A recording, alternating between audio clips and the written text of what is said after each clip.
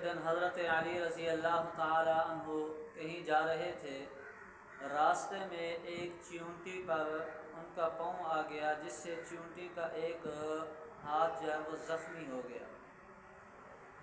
حضرت علی رضی اللہ تعالی عنہ تھوڑی دیر کے لیے رکے، پھر چلے گئے۔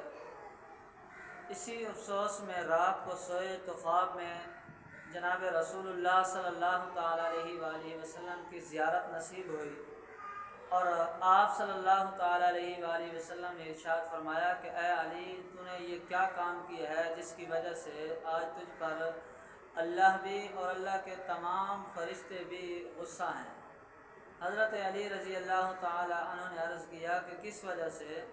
تو آپ صلی اللہ تعالیٰ علیہ وآلہ وسلم نے ارشاد فرمایا کہ تو نے چیونٹی کے اوپر پاؤں رکھا، جس سے اس کا پاؤں جو ہے وہ زخمی ہو گیا، ہاتھ زخمی ہو گیا۔ تو وہ چیونٹی جو تھی وہ اللہ تعالیٰ کی یاد میں سے تھی، جب سے وہ پیدا ہوئی ہے اللہ کے ذکر میں مشغول تھی، سوائے اس وقت کے کہ جب تو نے اس کا پاؤں زخمی کیا تو وہ اس وقت اللہ کے ذکر سے جو ہے وہ غافل ہو گئی۔ تو اس وجہ سے اللہ اور اس کے تمام فرشتے جو ہے وہ تجھ پر ناراض تھے۔ حضرت علی رضی اللہ تعالیٰ عنہ نے عرض کی یا رسول اللہ اب میرا کیا بنے گا؟